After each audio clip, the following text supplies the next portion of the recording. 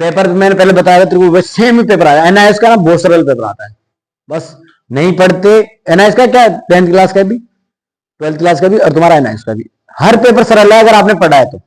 ठीक है, पता नहीं तो कोई सी भी क्लास हो, कोई आप कंपटीशन की तैयारी कर रहे हो, या कोई किसी कक्षा में हो, या किसी भी चीज की हो, अगर आपने पढ़ा है तो उसका पेपर आपके लिए आसानी ही होता है, क्योंकि आपने पढ़ा, उस पर मेहनत करी उस चीज को, जो आपके पेपर में आ रहा है। अब आपको तो फायदा है कि आपकी किताब से बाहर आपके नहीं आएगा।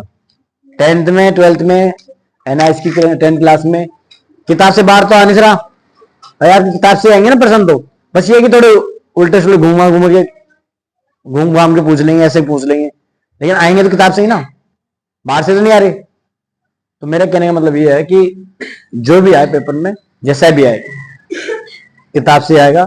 आपको बस इतना करना है कि पहचानना है। जैसे प्रश्न आएगा, पहला प्रश्न जैसे उसमें आए कि महात्मा गांधी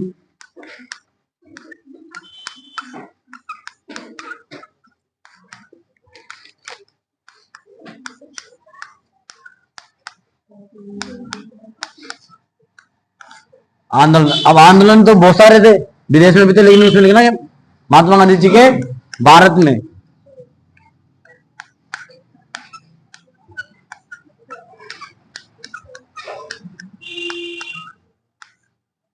आंदोलन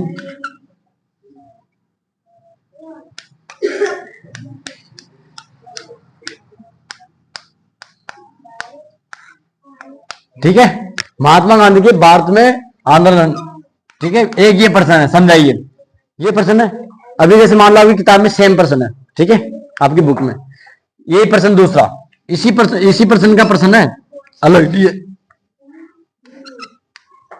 महात्मा गांधी के भारत में आंदोलनों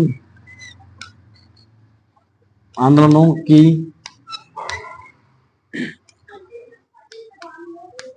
क्या विशेषताएं थी।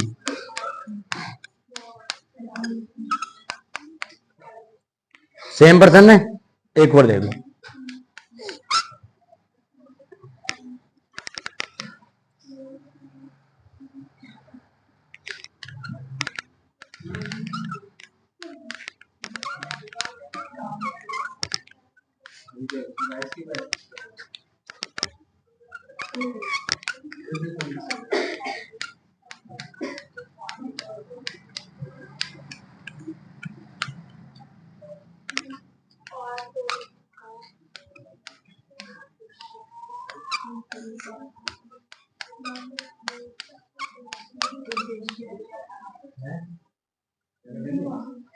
महात्मा गांधी के आंदोलन का क्या उद्देश्य था?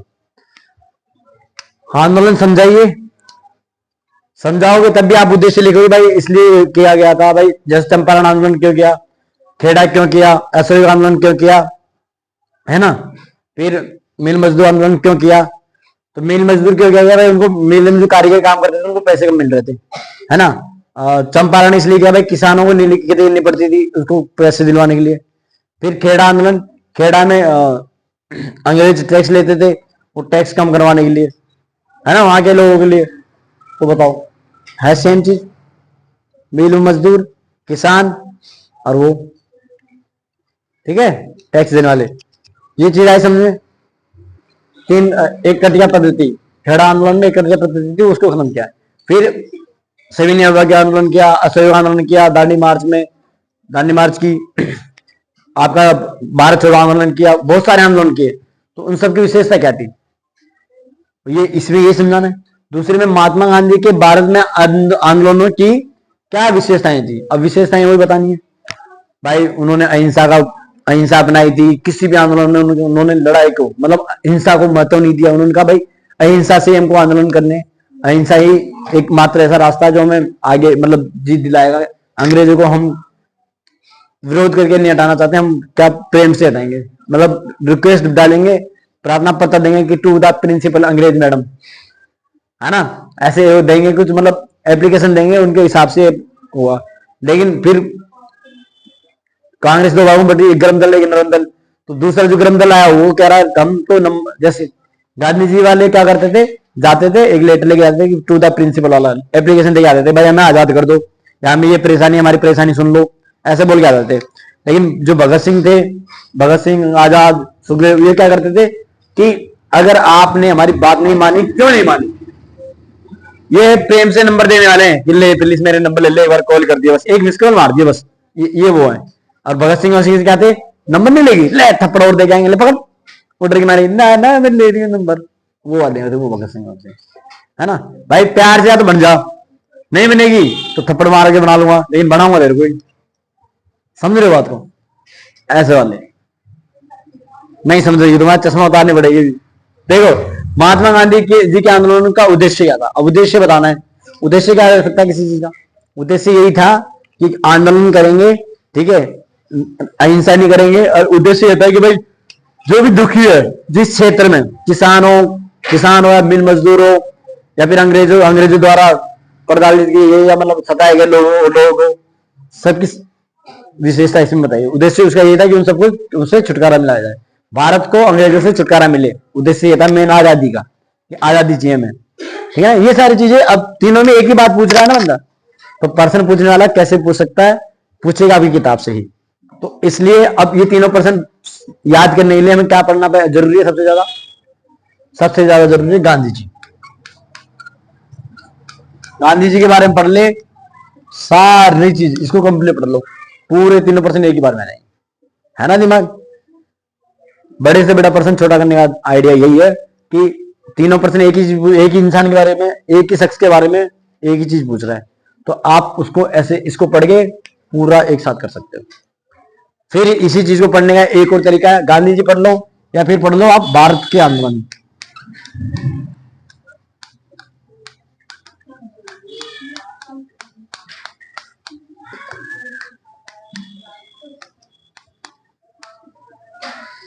भारत के स्वतंत्रता आंदोलन, अब देखो इसमें क्या पढ़ रहे हो आप,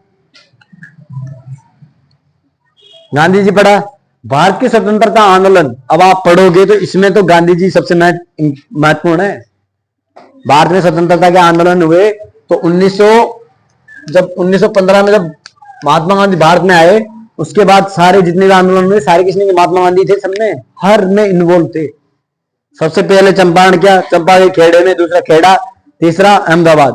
तो वो ट्री बताइए ना, चंपा गई, चंपारण, खेड़ा आंदोलन और गुजरात मिल मतलब अहमदाबाद मिल मजदूर। तो चंपा गई खेड़े में, खेड़ा पड़ता है गुजरात में, अहमदाबाद में, ठीक आ गई, नहीं समझी। चंपारण आंदोलन है, चंपारण, खेड़ा आंदोलन है और अहमदाबाद मिल मजदूर है।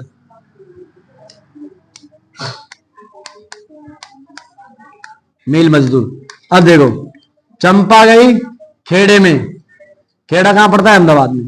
तीनों आंदोलन हुए 1917, 1918, 1918। अब बताओ, चंपा गई खेड़े में, खेड़ा पता गुजरात में, अहमदाबाद में गुजरात में, आया समझ में। ऐसे याद होते हैं बेटा। देखो इतिहास हो, भूगोल हो या तुम्हारा कोई और सब्जेक्ट, हर चीज की कड़ी जुड़ी हुई है। कैसे जुड़ी हुई है मैं बताता हूं। महात्मा गांधी आपने यहां पढ़ा, अब आपके हिंदी में भी अगर चैप्टर आ जाएगी तो महात्मा गांधी जयंती, आगे गांधी जयंती किसके बारे में आएगी, महात्मा गांधी के बारे में आएगी। चैप्टर है पंडित जवाहरलाल नेहरू, तो नेहरू जी कौन थे, कांग्रेस के पहले प्रधानमंत्री भारत के, है ना। तो नेहरू जी के बारे में आएगा, तो नेहरू जी पॉलिटिकल में पढ़ जाएंगे, पॉलिटिकल में क्यों पढ़ जाएंगे भाई, भारत के प्रथम प्रधानमंत्री कौन है, पॉलिटिकल में आ गए पंडित जवाहरलाल नेहरू। हिस्ट्री में क्यों पढ़ जाएंगे, इतिहास है, इतिहास पढ़ेंगे तो इतिहास में पुरानी चीजें, पुराने कौन क्या था तो उसमें पढ़ेंगे, कौन, पंडित जवाहरलाल नेहरू। अब आपके हिंदी की किताब में लिख दिए चैप्टर पंडित जवाहरलाल नेहरू, तो हिंदी में भी आ गया ना। तो हिंदी में याद करने के लिए ये भी पढ़ना जरूरी था। हर चीज की कड़ी जुड़ी हुई है, अगर आप जोड़ के देखोगे हर चीज में, ठीक है ना। बस मतलब इतना सा है कि समझ नहीं, आप उस चीज को कैसे लेते हो, कैसे समझते हो, इट्स डिपेंड यू। बिकॉज सारी चीजें एक दूसरे से जुड़ी हुई है, बहुत सरल है, बस आपको पढ़ना आना चाहिए। बस भारत का मैप आ रहा है, अब देखो मैं तुम्हें बताता हूं, बताऊं, पर्सन आएंगे तुम्हारे मैप आता, जैसे मैप आया था भी पेपर में, आया था ना, मैप आएगा। अब मैप में तुम्हारे, जैसे मैं बताता हूं तो मुझे दे दिया कि मैं बताऊं 4 राज्य दे दे, 4 राज्य दे दे कोई भी, तो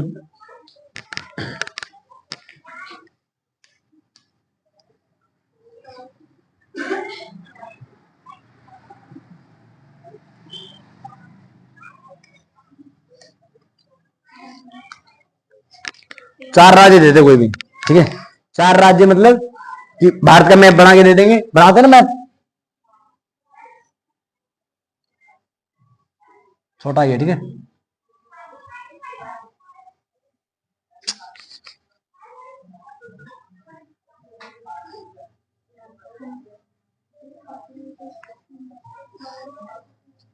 ठीक है, जैसे भारत है, ठीक है, ये भारत है। अब भारत में आपसे पूछ ले कि मुंबई कहां पड़ता है, मुंबई पता है ना, मुंबई कहां पड़ता है। अब आपको कैसे पता चलेगा मुंबई कहां है?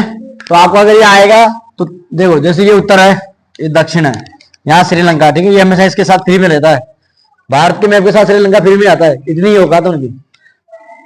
पश्चिम और पूर्व, श्रीलंका वैसे भारत का फैन है, तो उसको मतलब होता ना बेटा,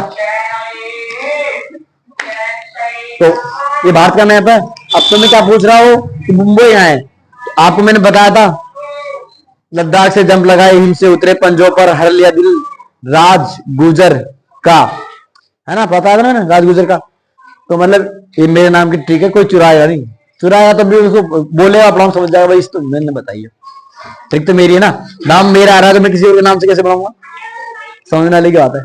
तो ये ट्रिक मैंने बताई ना कि लद्दाख से जंप लगाई, हिम से उतरे पंजों पर, फिर आया मैं परदेसी महान हो गया तेल गांव का खाकर, तो मैं परदेसी यहाँ पे मध्य प्रदेश एमपी, मैं परदेसी महान हो गया, महान यहाँ पे महाराष्ट्र एमएच। अब आपको पता होना चाहिए कि महाराष्ट्र राज्य में ही मुंबई पड़ता है, पता है इतना, तो नहीं पता था, कोई बात नहीं, अब देख लो महाराष्ट्र में कहां पड़ता है, मुंबई कहां पड़ता है, महाराष्ट्र में। महाराष्ट्र की राजधानी क्या है, मुंबई, तो कहां है मुंबई, यहां पे है। अब आपको याद होगा तो आप क्या करोगे, लिख दोगे, नहीं लिखोगे, लेकिन याद होगा तब ना। आपसे पूछे बिहार कहां है, अब बिहार कैसे बताओगे, तो मैंने ट्रिक फिर बताई थी, मध्य भारत के राज्य, उत्तर प्रदेश, उत्तर बिहारी, तो यहां पे बिहार है, क्या यहां पे। आपसे पूछे कोलकाता कहां है, कलकत्ता, तो प्यार में शक सकना आसान नहीं होता, मिलना शालिनी और राजगुजर का, शालिनी और किसका था, राज का तो नहीं था, नीलम और अरुण का, अब नीलम बोल दो, मैंने अपना नाम ले लिया। तो प्यार में शक, तो यहां पे क्या है, पश्चिम बंगाल, पश्चिम बंगाल। अब बताओ, याद होगा तो आएगा, नहीं आएगा, इट्स डिपेंड यू कि आपने कितना ध्यान दिया इस मैप पे।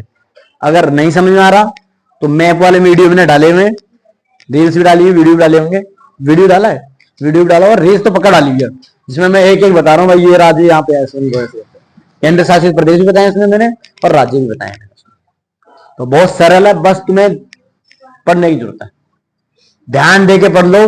अरे फोन चलाने की बड़ी आदत है ना तुम्हारी, तो ऐसा करो, फोन को ना थोड़ी देर वही देखो फोन में, और मैं उसमें अच्छा भी लग रहा हूँ, स्मार्ट, ये नहीं कि सड़ी सी जगह है देखने में बुरा लग रहा है, नहीं, उसमें तो अच्छा भी लग रहा हूँ, व्हाइट व्हाइट कपड़े होंगे शायद, मेरे को याद नहीं क्या है, लेकिन फिर भी मैं मस्त लग रहा हूँ, और जो चल रहा हूँ, बोल रहा हूँ, सारी चीज अच्छी लग रही है, तो आपको इंटरेस्ट आएगा। और वो क्या करता है, फोकस ऑन, मतलब जूम आउट भी कर रहा है, तो अच्छा लगेगा तुम्हें।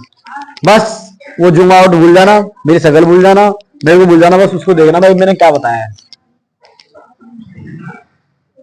फिर तो याद हो जाएगा। दीक्षा, इट्स डिपेंड यू,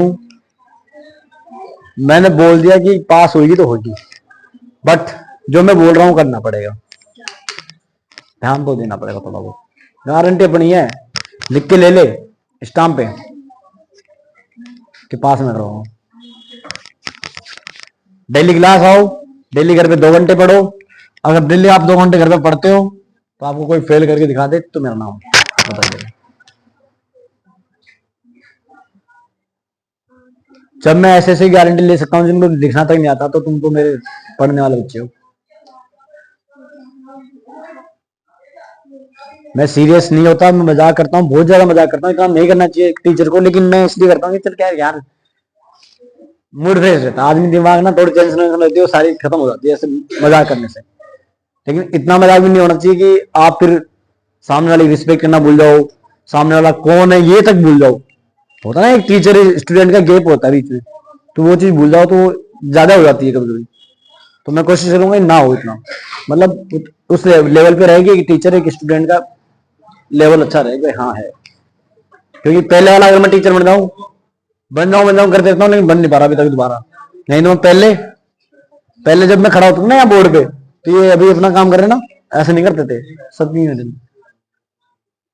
लेकिन मैं पढ़ाता भी इतना अच्छा था। ट्रिक शायरियां बीच बीच में ऐसी ऐसी टॉप शायरियां मारा करता था कि अलग ही रुतबा था, जोश था, जुनून था, हिंदुस्तानी खून था।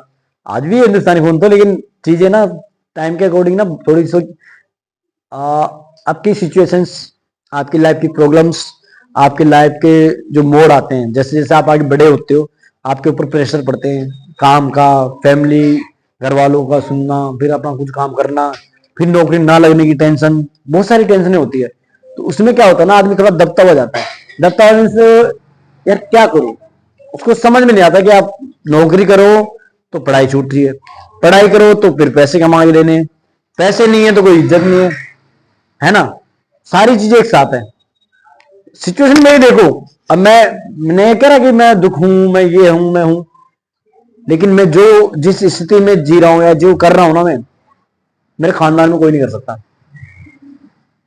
मेरे परिवार में भी मैं बताऊं, मेरे क्या सबके ऐसा होता है कि घर में काम करने लग गया लड़का, टेंशन खत्म, भाई तू काम ही करेगा। अरे जिनकी शादी होगी उनको तो एक पता, जिनको पढ़ाई नहीं करे, पहली चीज, जिनने पढ़ा नहीं, जिनकी शादी होगी तो उनका एक उद्देश्य है कमाओ, बीवी बच्चों को पालो और मस्त रहो, यही उद्देश्य है उनका। लेकिन मेरा ना तो मैंने शादी करी थी, ना मैं अनपढ़ रह गया, मैं पूरा पढ़ लिया, पढ़ाई पूरी कर ली मैंने। अब मेरे क्या टेंशन है, नौकरी लगनी है, उसकी तैयारी कर रहे हैं, उसकी टेंशन। कमा के भी देना है घर वालों को, बड़े हो गए तो उम्र हो गई है तो कमा के भी देना पड़ेगा, है ना। फिर फैमिली प्रेशर, शादी कर ले, ये कर ले, वो कर ले।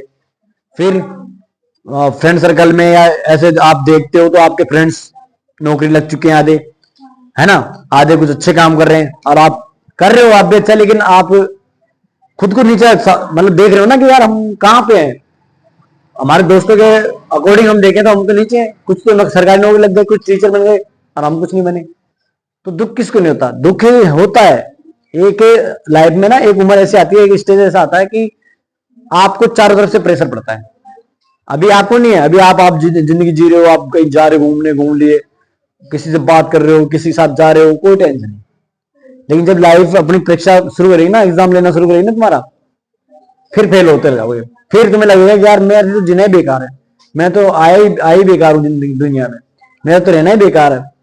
बेटा जिंदगी में एक इंसान को कोई नहीं हरा सकता जो फिजिकली और मेंटली और फिजिकली फिट है। अगर आप फिजिकली फिट नहीं हो तो दुनिया पूरी जिंदगी आपको दबाएगी, पूरी जिंदगी। कैसे बताऊं, फिजिकली फिट नहीं हो, रास्ते में जा रहे हो, किसी का आपने गलती से टच कर दिया, टच हो गए और वो तगड़ा है तो आपको एक मिनट में दबा देगा। भले गलती उसकी हो, उसने आगे आपको गाड़ी ठोक दी हो, लेकिन फिर वो आपको 1 मिनट में दबा देगा। क्या बोलोगे आप, गुस्सा दिखाओगे, गुस्सा दिखा के ले जाओगे, चिल्लाओगे बिल्लाओगे, वो 2 थप्पड़ मार के चले जाएगा। फिजिकली फिट हो नहीं हो ना, इसलिए आप में दम नहीं है, आप हाइट वाइट आपकी नहीं है, पूरा आप में बॉडी नहीं है आपकी, मतलब कि आप कुछ कह सको उसको, बहस करने से कुछ नहीं होता। दम होना चाहिए बॉडी में, फिजिकली फिट होना चाहिए इंसान। और माइंडली, अगर आप माइंडली कमजोर हो, आपको बोलना नहीं आता, आपको मतलब 2 आदमी के बीच में खड़े होकर कैसे बोलना है, या आपका कॉन्फिडेंस लो है, तो कॉन्फिडेंस लो कब होता है, सबसे मेन चीज है फिजिकली फिट होना। अगर बंदा फिजिकली फिट है, उसका माइंडली भी फिट होना ऑटोमेटिक सही हो जाता है। कैसे? अगर आप फिजिकली फिट हो तो आप खुद को ना गर्व महसूस करोगे कि मैं बहुत बड़ा हूँ, मतलब तगड़ी हूँ, ये हूँ, वो हूँ, जो भी है ना। तो उसके साथ आपको लगेगा कि यार कौन हो आप, क्या कहना चाहते हो, बात को आप उससे को विस्तार से बता सकते हो। अरे आप फिजिकली फिट नहीं हो, मरीज हो, दवाइयां खा खा के जी रहे हो, तो तुम्हें तो ये लगेगा ना, वो कहेगा, दो बात बोलेगा, आप चुपचाप कहोगे सॉरी सॉरी। अब आप उसको सॉरी बोलोगे, वो भी नहीं सुनाई दे रहा उसको। तो मेरा कहना मतलब यही है कि अगर आपका पूरी जिंदगी शोषण करवाना चाहते हो, आप पूरी जिंदगी दबकर जीना चाहते हो, तो फिर ध्यान मत दो अपने पर। और अगर पूरी जिंदगी सही से जीना है, फिजिकली फिट रहो। सबसे मेन चीज है फिजिकल। आप फिजिकली सही खाओ पियो, मस्त टाइम पे खाओ, मस्त टाइम से सोवो उठो, हर काम करो। पढ़ाई में कमजोर रह जाओगे चल जाएगा, लेकिन लाइफ में अगर फिजिकली कमजोर रह गए तो पूरी जिंदगी पछताना पड़ता है। फिजिकली कमजोर हो, माइंडली कमजोर हो, लेकिन आप सक्सेस हो, तो भी आप कहीं ना कहीं दबोगे। क्यों दबोगे? क्योंकि आपसे भी सीनियर कोई ना कोई होगा। सबसे जरूरी है फिजिकली फिट होना। आपने देखा होगा कि किसी ऑफिस में देख लो या किसी फोर्स में देख लो, जो बंदे सीनियर होते हैं वो बड़े मतलब हाइट में कम हो या फिजिकली कम हो, लेकिन जो फिजिकली फिट होता है बंदा उनमें, है ना, उसको सबसे आगे किया जाता है। बताऊं, एक नाटक आता है ना सीआईडी, देखा है? कोई भी गेट वेट तोड़ना होता है, कोई बड़ा काम करना होता है, दया आ गया, दया गेट तोड़ो। क्यों भाई? सीनियर तो टकलादार जी जो होते हैं, वो भी है बड़े सीनियर है, जो प्रद्युमन जी भी, दूसरे भी है, बहुत सारे हैं ना तोड़ने वाले। तो अमर सिंह जी, बहुत सारे हैं ना। क्यों उन दया को आगे किया जाता है? क्योंकि बंदा फिजिकली फिट है, स्ट्रॉन्ग है, इसलिए उसको आगे किया जाता है। तो ये चीज अपने जीवन पे भी लागू करो कि फिजिकली फिट रहना है। फिजिकली फिट रहोगे ना तो ऑटोमेटिक पढ़ाई भी होगी, सारी चीज होगी। ठीक है ना? तो मेरा कहने का मतलब यही है कि अगर कोई चीज याद करते हो ना, तो अपने माइंड को क्लियर करके चलो। क्लियर रखोगे, बिना फालतू बातें नहीं सोचोगे, तो ये याद करना कोई मुश्किल नहीं है, बहुत आसान है। जब जो कोई ट्रिक से बताता ना, कोई नहीं बता सकता वो ट्रिक से। 1% मैंने बता दिया 3 तरीके से। अब वो पर्सन अगर आप करना चाहोगे तो उस चीज को पढ़ लो। जैसे मैंने गांधी जी के बारे में बताया भी, तो गांधी जी को 3 तरीके से पढ़ ले। तीनों प्रश्नों का आंसर एक ही होगा, गांधी जी। क्यों होगा? कि आप गांधी जी का आंदोलन पढ़ लो। मैंने बोला भारत के स्वतंत्रता आंदोलन, उनमें गांधी जी का सबसे मेन इंपॉर्टेंट है। भाई कैसे हो? कि हम मानते हैं स्वतंत्रता आंदोलन 1857 की क्रांति से शुरू होता है, 1947 में खत्म होते हैं, यही मानते हैं ना हम।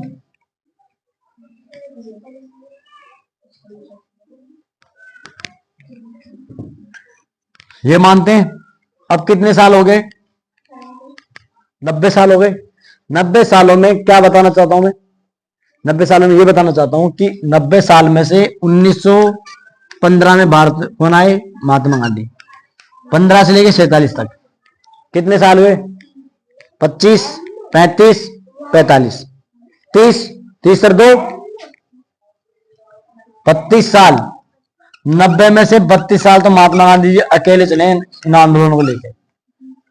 उससे पहले कोई आंदोलन भी नहीं थे इतने खास।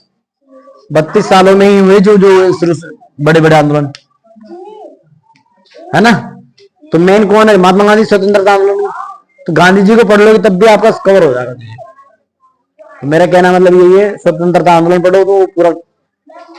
मोबाइल है आजकल तुम्हारे पास, मोबाइल में डाल दो भारतीय स्वतंत्रता आंदोलन, उसमें शुरू से पूरे आंदोलन आ जाएंगे और सबको एक बार पढ़ लो। कितने घंटे लग जाएंगे? 1 घंटा, 2 घंटा, लास्ट 3 घंटे की क्लास हो सकती है। 3 घंटे से 1 घंटे की, 3 घंटे से ज्यादा एक भी क्लास नहीं होगी। 3 घंटे में पूरा स्वतंत्रता आंदोलन खत्म। 3 घंटे नहीं पढ़ सकते बैठ के? फिर ऐसे पढ़ना है, ऐसे पढ़ोगे कोई मुश्किल नहीं है बेटा। देखो चीज को, कोई भी परिस्थिति को, कोई भी समय को, या कोई भी किताब को, या किसी भी चीज को अपने ऊपर लेना, वो आपके ऊपर डिपेंड है कि आप उसको हैवी ले रहे हो, प्यार से ले रहे हो, डर से ले रहे हो, वो आपके ऊपर डिपेंड है। अगर आपने डर से लिया कि अरे इतना कैसे याद होगा, तो वो आपको कभी याद नहीं होगा, क्योंकि आपने डर ले लिया। और आपको समझाने वाला भी होना चाहिए। जैसे मैंने बताया कि ये पूरा आंदोलन 3 घंटे का है, तो आपको कॉन्फिडेंस आ गया भाई 3 घंटे तो हम पढ़ सकते हैं आराम से। 3 घंटे का वीडियो हम 10 दिन तक देख सकते हैं, ताकि 10 दिन में कुछ तो याद होगा। ये कॉन्फिडेंस आया नहीं आया? बताने वाले के ऊपर भी डिपेंड है। ये बात तो मैं मानता हूं कि आपको जो पढ़ा रहा ना, वो उस चीज को सरल करके बताए, क्योंकि कोई भी चीज आपको सरल तरीके से बताई जाती है तो आप उसके लिए तैयार हो जाते, कॉन्फिडेंस आता था, यहाँ मैं कर लूंगी इसको, ये हो जाता ना। तो वही चीजें समझाने वाला भी होना चाहिए कि आपको कैसे करना है, रास्ता बताने वाला होना चाहिए। चलो आप लोगे, लेकिन रास्ता बताने वाला नहीं होगा तो आप चलोगे कैसे? चलोगे लेकिन कहीं ठोकर लग रही है, कहीं गिर रहे हो, कहीं कांटे चुभ रहे हैं। कांटों को साफ करने वाला चाहिए कि साफ आपसे पहले गया, उसने साफ करते हुए चला गया, वो होता टीचर। ठीक है, वो साफ करते हुए चला गया, बस आपको चलना है सीधा सीधा उस पर, चलना आपको फुर्ती से, लेकिन उस पर फिर जब साफ रास्ता मिल रहा तो चलना तो आपको ही है। तो सारी चीज तो वही करके कह रहा। टीचर है ना, एक सीढ़ी होता है। देखो ये मकान है, अभी मकान है ना, इसकी सीढ़ी कौन है? यहाँ पे जो कमरे हैं, यहाँ पे चढ़ने के लिए कौन है? छत पे तुम मुसल के चढ़ जाओगे क्या? कहीं ना कहीं सीढ़ी लगी होगी ना, ऐसे ऊपर चढ़ने के लिए सीढ़ी होगी ना। ये सीढ़ी ही ये गुरु होता है, जिसको तुम बोलते हो इंग्लिश में टीचर, TEACHER। यही तो ना टीचर की स्पेलिंग। अंग्रेजी कमजोर है, इंग्लिश आती है फिर भी, ठीक है ना। तो ये टीचर ही होता है जो तुम्हें यहाँ पे चढ़ाएगा। तो टीचर क्या है? सीढ़ी है, और आप क्या हो? ये छत है, ठीक है ना। अगर मानोगे तो, नहीं मानोगे तो मर्जी आपकी। हमेशा टीचर बच्चों को, अपने बच्चों को अपने से ऊपर ही देखना चाहता है।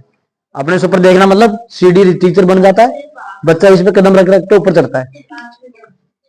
फिर वो कल को गए, मैं तो IAS हूं, ये तो पढ़ाता ही तो है, इनके पास मैंने पढ़ाता, बस इतनी सी इज्जत देता है। वो इज्जत अगर माने जाए ना तो बहुत बड़ी जिंदगी होती है, क्योंकि वो सीढ़ी थे जिनके पैर आपने रख के ऊपर गए आप। ध्यान रखना इस चीज को। ये अब आया कुछ शर्म, थोड़ा दिमाग में ठंडा बैठा कि हाँ कर लूंगी। बेटा डरने से नहीं होता, कुछ चीज बड़ी लगती है ना तो उसको सोचना, उसके ऊपर थोड़ा जोर देना होता है। कोई भी चीज मुश्किल नहीं है, आप सोचना कि यार ये कर लूंगी मैं, उसके बारे में पहले, करने से पहले सोचो कि इसको देखो से वो क्या चीज है, फिर करना बाद में, पहले उसको जानो कि वो क्या चीज है, कैसे होगा, क्या करना पड़ेगा। जैसे मैं कह देता हूँ UPSC करनी है, तो UPSC में क्या करना पड़ेगा, कैसे पढ़ना पड़ेगा, क्या क्या पढ़ना पड़ेगा, कहाँ जाना पड़ेगा।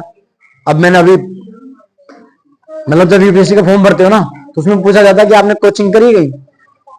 अब कोचिंग तो सभी करते हैं, 99% लोग होते हैं कोचिंग करते हैं, 1% होते हैं, शायद 1% भी नहीं होते जो कोचिंग नहीं करते, फिर भी सिलेक्शन हो जाता है। क्यों होता है भाई? क्योंकि उन्होंने उस चीज को गहराई से जाना है।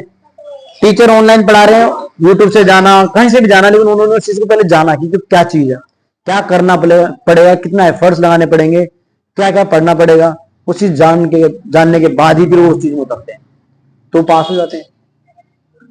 अब मेरे से पूछा गया था तो मैं कोचिंग आज दिन तक ज्वाइन नहीं करी, मैंने आज दिन तक UPSC कोचिंग ज्वाइन करी मैंने। सिलेक्शन कहां से हुआ? क्योंकि पढ़ाई नहीं, उस चीज को जाने नहीं, अंदर तक गया ही नहीं। गया चला गया था, मतलब मैं पहुंच गया था अंदर, 60% पे चला गया था। फिर कुछ ऐसा मतलब लाइफ में प्रॉब्लम्स आती रहती है, वो उल्टा हो गया।